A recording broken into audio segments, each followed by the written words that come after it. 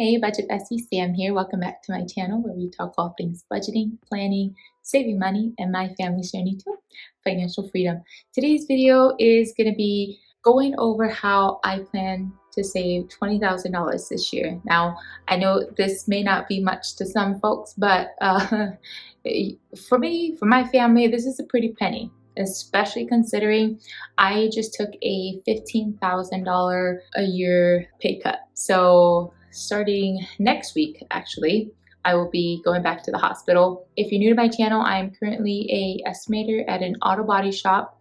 It's actually the first time I've ever worked in anything outside of healthcare. I kid you not, my first job ever. I was 15 and a half, and I was a kitchen aide at a retirement home. So ever since then, I've only ever worked in healthcare. I've worked in hospitals, nursing homes, retirement assisted living, and even worked at a Alzheimer's facility. And so over the last couple of years, I've been in an estimator at an auto body shop. So I did take a break in 2020 from healthcare. I decided, I need a memento to just take a break from healthcare. And I thought I was going to be heading over to this body shop to be a customer service rep, because your girl don't know nothing, nada. I didn't know what a bumper was.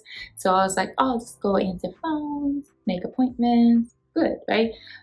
Well, I ended up being an estimator. So although the pay has been great, like the people that I work for, they've been amazing. The thing that is drawing me back to healthcare is the benefits. So this is a small business, and there's not a whole lot of anything that they can do as far as benefits goes. And so my daughter, she will be 10 in April, recently was diagnosed with autism. And so with that comes all of these additional therapies and appointments that are going to need to be made. And I just am not able to sustain with what I have to work with. So I did put in my 3-week notice, and this is my last week there. So yeah, that was a whole story there. Anyways, I will be going back to healthcare. I will be an office coordinator for a cardiology clinic, and even though it will be with overtime, it'll be about $15,000 less than what I'm currently making. They did make up some of the difference as far as like benefits and pays. So that is the first step that I'm taking, and that is finding a job with not only better benefits, but also a job that is able to offer a match of some sort with your 401k. So with this new job, it does come with 5% match. So first things first, 5% that I will be contributing towards my 401k, plus the 5% that the employer will be contributing to my 401k, brings me to a saving of $4,500. And that comes out to $86, $87 a paycheck for me. Okay, so automatically free $2,500 that they'll be contributing towards my 401k. Second thing I'm going to be doing is auto investing. So for myself, I am a huge fan of the HSA health savings account. And so I'm going to set it up to where automatically it's going to withdraw $250 going directly to Fidelity to invest. Now, listen, I'm very new to investing. I'm a newbie. I wouldn't say a newbie. I've been doing a lot of research on this for the last couple of years, but one thing I do know is I'm not picking no stocks. I'm not doing no fancy trading, none of that. All I know is I am a set it and forget it type of gal. Like, I just am automatically depositing $250 from every single paycheck, and this will help get me towards the $7,750 max that is for my family.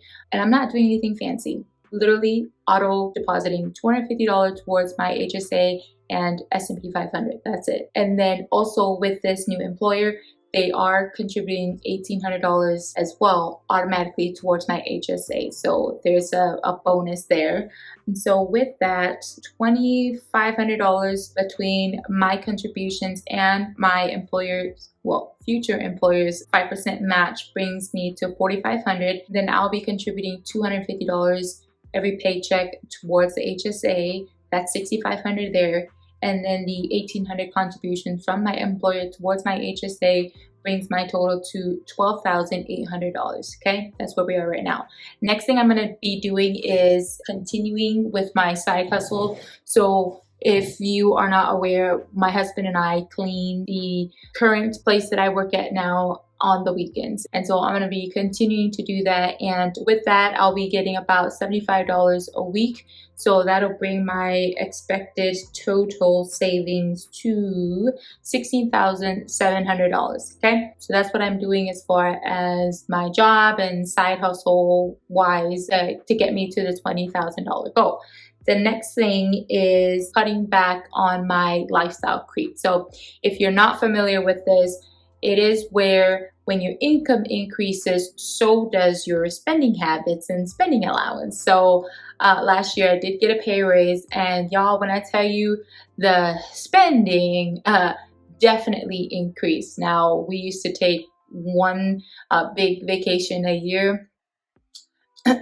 Your girl took 4 vacations last year. So we went to Washington, D.C. We went to Mexico for our anniversary. We went to Tennessee, and then we went to Colorado, which was amazing. Don't get me wrong. Like, we had the best time, a lot of great memories made, but you know, with our income coming back on down to reality, that's automatically we're going to cut back on some of that. I mean, we're still saving for our vacations in our sinking funds, but it's not going to be like what we were doing, not even close to that, not what we were doing last year. So with that, the first thing I'm doing to cut back on my lifestyle creep is lashes. So as you can see, no lashes here. With my lashes, and this is with me getting fills every 2 weeks, I will be saving about $50 every paycheck for my lashes. I know for a fact that nowhere in town, well, where I'm at right now, still offers those prices, because I've tried to see if I can cut back on the price even more, because I know I was grandfathered in with the gal that I get my lashes at, and I love her, but nowhere. You can't get no fills around town with your tip less than $70 every 2 weeks. Lashes just had to go. So I'm automatically going to save $1,300 this year by not getting my lashes done. Now, I do have, you know, some fake lashes that I could put on myself. So when your girl tries to get cute, you know, I'm going to have that. So I still have plenty of those. But as far as like going in and getting my me time, I will miss that. I'm not gonna lie. Like, to lay down, listen to the soothing sounds, got music on in the background, and just, you know, getting pampered.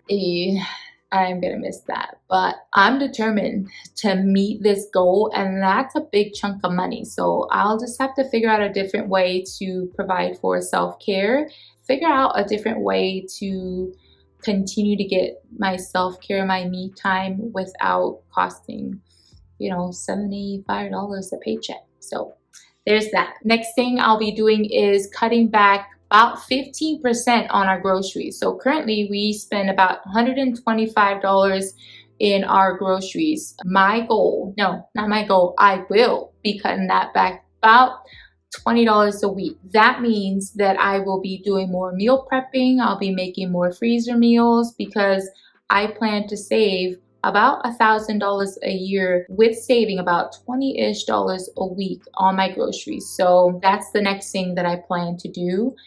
Now, I know with inflation it's going to be a little bit tight, but we can do this. I know we got this. So that comes out to about $1,040 for this year if we're cutting back $20 a week with our groceries. So, and then the other thing that I've already started doing was I canceled my Netflix, and I decreased my Disney, Hulu, and ESPN combo down to the cheapest option, which comes with the commercials. So doing just that saved me $240 this year. Okay. Next thing, I canceled my Amazon account. The subscription alone is going to save me $197. So I uninstalled the Amazon app from my phone. So I am hoping that that will discourage all the extra spending as well. So there could be potentially more savings from that, but just the subscription alone. Next thing I did was I canceled my Google Premium. You know, the YouTube where you don't have to get commercials and you can minimize the screen. Woo! Yeah, I canceled that too. That was rough because I'm one of those, I like to listen to YouTube and minimize and then go from, you know, but we survived 3 weeks so far. I'm sure that there's more areas that I can cut back on spending, but those are the biggest things that I'm aware of that will help me get to my goal. So the lifestyle creep, my groceries, streaming services, and my lashes alone. Cutting back on that is going to save us about just under $3,000 this year. That's $2,935 to be exact. So that brings my total to $19,635. So we're getting there. Last but not least is my credit card rewards. So if you're new to my channel, I am a huge fan of credit cards. Now, hold on before you freak out. I use credit cards in lieu of my cash, okay? So everything is budgeted for. All my bills, every bill that does not charge me a fee to use a credit card, it automatically gets charged to my Capital One credit card. And I do this because I get my rewards for it. So when I get paid, whatever dollar amount is due for specific bills, that amount gets transferred directly over to my Capital One's bills due checking account. So right now I have $438 in bills that are due within these next 2 weeks that's already sent over to my Capital One checking account. So tomorrow when my water bill is due,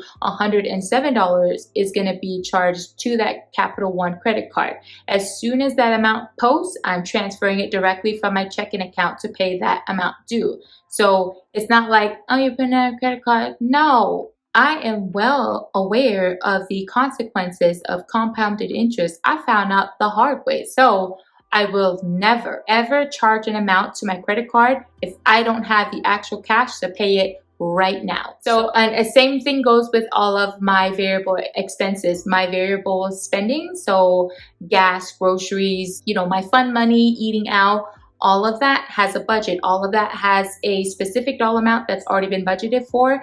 And I have a checking account with Capital One also called variable spending. So anytime I spend that amount and transfer it directly over once that dollar amount is posted on that credit card. And then as soon as that balance zeroes out in my checking account, that's it. There's no more left to spend. So it's the same concept as cash envelope, except I'm using my credit card so that I get bonus points, okay? So I typically average about $30 every 2 weeks with my cashback rewards, but I want to underestimate that amount just in case. So I'm planning to get about $20 of cashback rewards, and with that, so because I want to underestimate the amount that I'll be getting back from cashback rewards, I'm going to say we're looking at about $520 on those cashback rewards. So with all of that, I am projecting about $20,155